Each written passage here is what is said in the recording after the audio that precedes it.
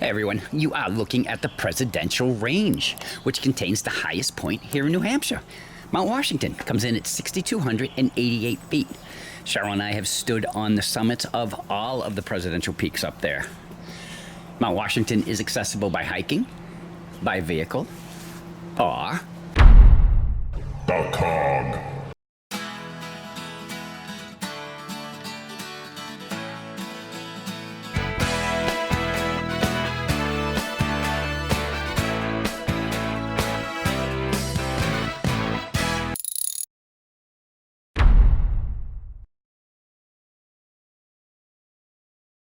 Hey everyone, welcome back to the channel. Welcome back. We are in week 3 of full-time living in Maggie the RV. Now some of you may not know this.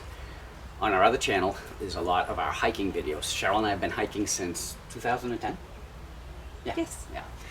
And we have gone after some of the hiking lists, like the New Hampshire 48. It's all the 4,000 footers in New Hampshire. We have been to the top of all of them. We have been to the top of all the 4,000 footers in Vermont. And we have 13 left in Maine. Hey Scott. Hi Scott. To get to New England 67. We also are working on a list called 52 at a View, and we just did number 35 this week. The eye that just popped up, we'll take you to that video if you're interested in seeing it. That was a good hike. Yeah, but we're not here to talk about that. We're here to talk about what happened Monday. Now Cheryl and I have hiked to the summit of Mount Washington twice. And my mother's been to the top of Mount Washington. My sister Debbie has never been to the top of Mount Washington. My mother has always wanted to take the Cog. It's been on her bucket list.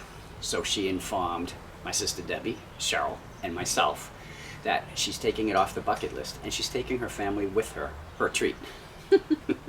Now look, it's $72 a piece to get up there. That's something Cheryl and I would have never done. But you gotta do what Mom says. Yes, you do.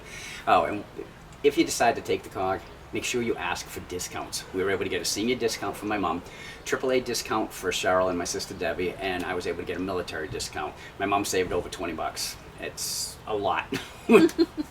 So, but anyway, before we get into going up the mountain, we thought maybe we would tell you a little bit about the Cog and how it works. Just a small little smidgen piece. A little bit of information. Just so you know. So run that video now. Here's a little bit of information about the Mount Washington Cog Railway. Wow, $139,500 was all it cost. By today's standards, that's nothing. The Mount Washington Cog was the first mountain climbing cog railway in the world. Next we'll show you Peppa Sass, which is sitting on a trailer behind it. We'll tell you why. What you're looking at there is Peppa Sass. This was the first engine to climb Mount Washington. It was originally called Hero, but look at the boiler. It's vertical. People looked at that and immediately thought of a pepper sauce bottle. And the name eventually stuck as Peppa Sass. Now the reason it's on a trailer is the Cog Railway is celebrating its 150th year.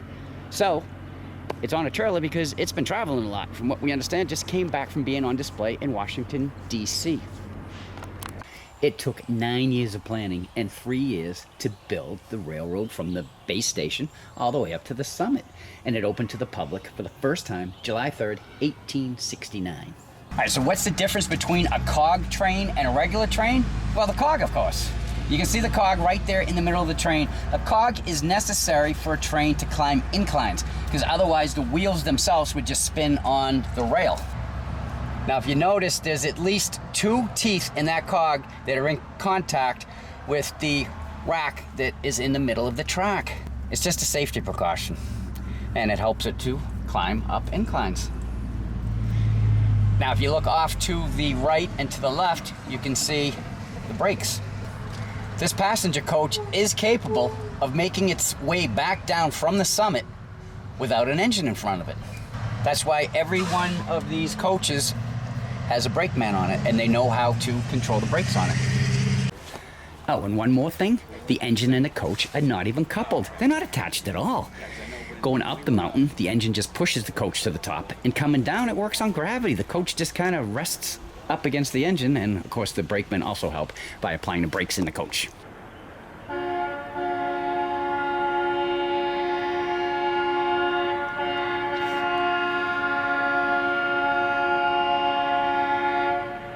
All right, guys, that's how a cog works. Let's go ride the rails on the Cog. Yeah!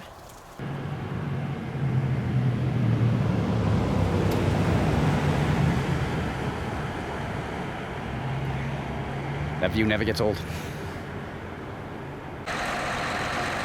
This is our train. It's a biodiesel one. They still do run the steam engines in the morning and in the afternoon, so hopefully we'll be able to show you one.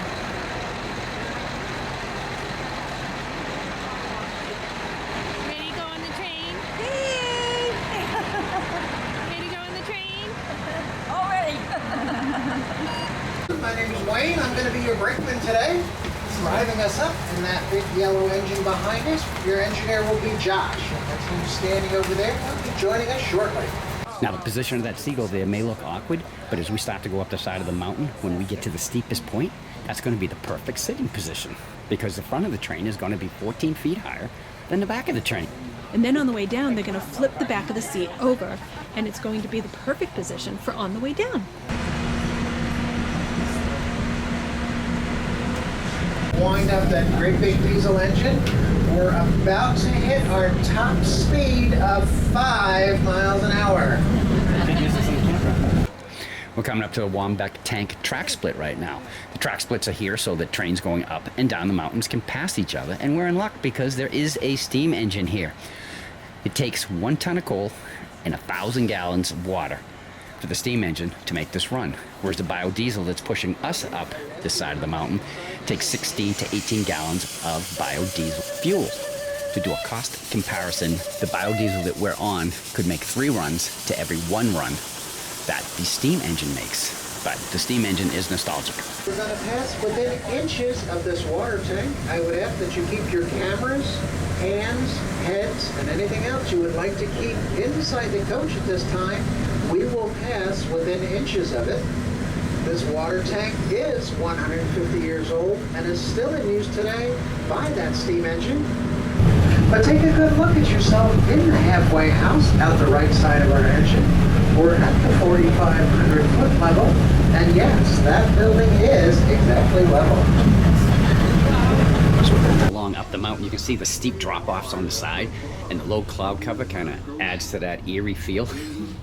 But in the 150 years that the Cog has been running, they've only had 2 accidents, and the last one was in 1967. So considering that over 5 million people have taken the Cog to the top of this rock pile, They have a pretty good track record. yes, they do. Now, as we're going along on the track, see the numbers off to the right-hand side? They're placed every 12 feet. They're called bents.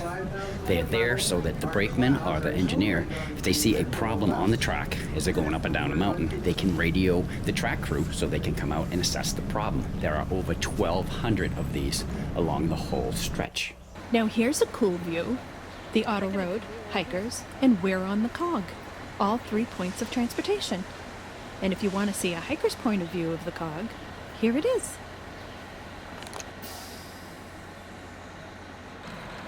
Welcome to the summit of Mount Washington. This is where the Cog drops you off.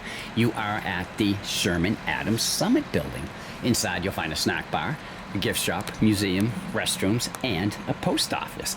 Mount Washington has its own zip code. Now, my sister and I both did 30-year careers for the post office, so that's kind of cool. Welcome to the Tip Top House. Let's take a tour. It used to be a hotel here on the summit of Mount Washington. It was built in 1853, and it is the oldest surviving building on the summit, which means it was built to last. It is also believed to be the oldest surviving summit house in the world. It was added to the National Register of Historic Places in 1982. There is a sign-in register, and of course, we signed in.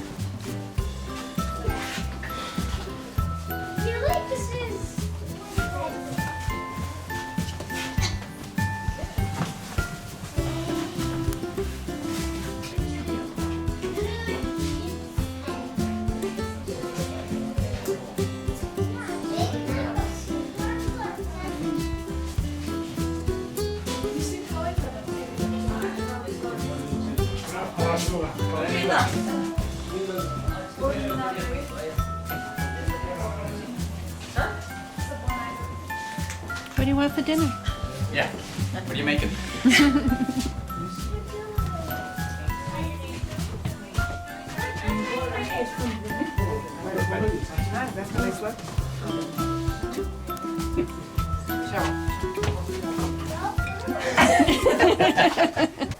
Now, when you hike up to the summit, you can take your time. When you drive up, same thing. When you take the Cog, they give you 1 hour. So that's not much time. What you're looking at here is the observation deck. The views are not as great today as the last 2 times Cheryl and I hiked up here, but you can still see the Northern Presidentials there. You can also see the Auto Road and the Cog Railway tracks. Now, this is a pan from below the summit, but it's getting close to leaving time, so we are going to go up and make sure we get our pictures taken by the summit sign.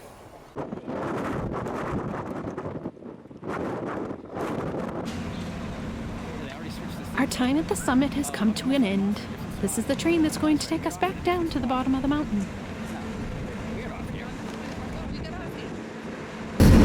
Welcome aboard, everyone. My name is Andrea, and I'll be your brakeman on the way back down the mountain. Your engineer today is Mike. I do ask that you please excuse my back to you as I am doing my job, launching the connection between our locomotive and the coach. The brakeman's job on the way down the mountain is entirely different than the brakeman's job on the way up the mountain. On the way up the mountain, we have a sporadic clutch set, and that allows the train to only move in one direction.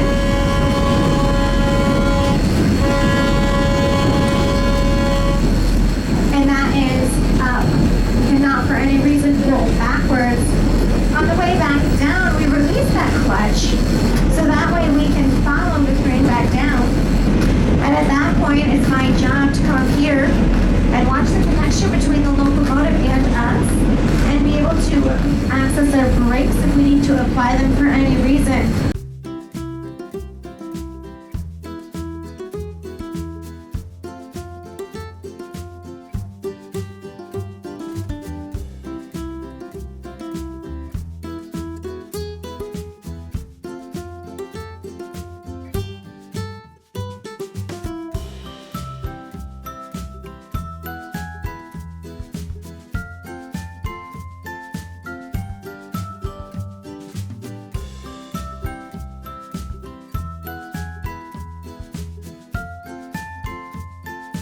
Oh, hey, kill the music.